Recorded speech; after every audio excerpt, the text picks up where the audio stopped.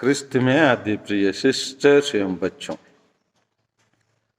आज के सुसमाचार में हम देखते हैं प्रभु यीशु के पास लोग कैसे व्यक्ति के लेके आए हैं। बहरे और गूंगे को उनके पास लेके आए। जैसे हम यहाँ देखते हैं प्रभु यीशु उस व्यक्ति को अलग लेके गए और उनके कान में क्या किए, कान में ले जाकर उसके कान में अपने उंगली डाल दी और उसके जीभ पर अपना थूक लगा के क्या कहा, एफेता अर्थात खुल जा, खुल जा। इसको हम कहा, इसी चीज को हम भी करते हैं। कौन सा सैक्रमेंट देने के टाइम पर, हम बपतिस्मा देने के टाइम पर हम पुरुष का चिन्ह करते हैं। हम बोलते हैं प्रभु यीशु ने गूंगों के वाणी और बहरे को कान दिया बोल के हम क्या करते हैं, उनके मुंह में और कान में क्रूस का चिन्ह लगाते हैं।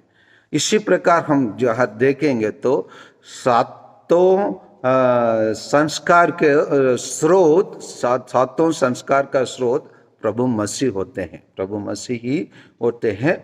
और इसी चीज को हम प्रभु यीशु जो किया है उसी को अधिकांश हम हमारे हर एक प्रार्थना में हम शामिल करते हैं।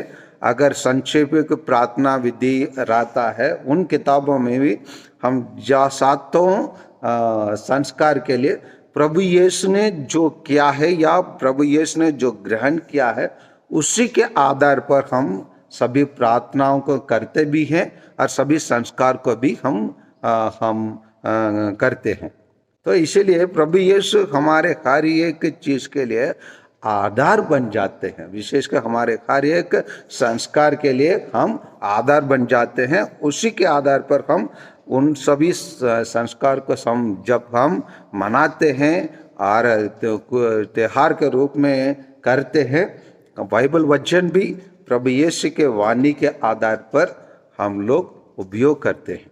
गहराई से देखेंगे तो सब चीज, मिसा बलिदान में भी देखेंगे तो बहुत सारे चीज प्रभु यीशु ने जैसे उन्होंने किया है उसी चीज को हम स्मृति के रूप में और प्रभु यीशु के प्रतिनिधित्व के रूप में हम प्रयुक्त लोग उसके करते हैं और हम लोग भी उसमें भाग लेते हैं। यहाँ पर प्रभु यीशु का कार्य को देखकर उन लोग कुछ बोल उठते हैं। पढ़िए सेंट मार्कस के सुसमाचार अध्याय 7:37 को थोड़ा पढ़िए। हाँ, लोगों के आश्चर्य की सीमा ना थी, वे कहते रहते थे। क्या कहते रहते थे? वो जो कुछ करते हैं अच्छा ही कहते हैं। वो बहरों का कान और गूंगों को वाणी देते हैं। लोगों के आश्चर्य के सीमा नहीं थे और प्रभु यीशु का कार्य को देखकर वो लोग इस प्रकार बोल उठते हैं, वह जो कुछ करते हैं अच्छे ही करते हैं और बहुत बहरों को कान और गूंगों को वाणी देते हैं। इसी प्रकार समुदाय में बहुत सारे लोग, हमारे ईसाई भाई बहन लोग विशेषकर हमारा कार्य को देखकर उन लोगों को तारीफ तो करते हैं। ईसाई लोग जो कुछ करते हैं अच्छे ही करते हैं। जैसे हम लोग शैक्षणिक संस्थाओं को चलाते हैं उसका तारीफ करते हैं, सामाजिक कार्य की भी तारीफ करते हैं। लेकिन जिस प्रकार यही लोग जो लोग प्रभु यीशु को तारीफ किए और अच्छे में पड़ जाते हैं उसी प्रकार भी हम समाज में करते हैं। लेकिन जब प्रभु यीशु को मरने के समय आ गया और क्रूस उठाने के लिए तैयार हो गए और पकड़े गए, उन लोग क्या बोल उठे, उसको क्या दीजिए बोले, क्रूस दीजिए, क्रूस दीजिए बोले। उसी प्रकार हमारे भारत में भी लोग हमारे ईसाई समुदाय को नष्ट करें, उनको गिरजाघर को तोड़ डाले, उनके शैक्षणिक संस्थाओं को बंद करें और स्वास्थ्य केंद्र को हम परमिशन ना देंगे। इसी प्रकार का कार्य कर रहे हैं। लेकिन ईश्वर की योजना को उन लोग तोड़ नहीं सकते।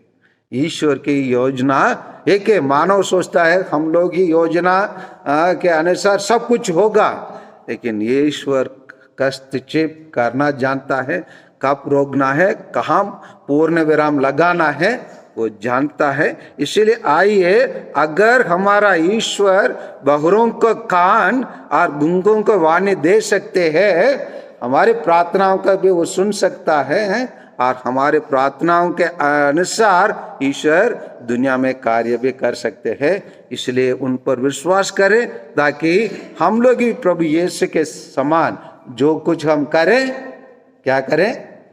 बुराई करें? बोलिए ना फिर, जो कुछ हम करें अच्छाई करें। आमीन।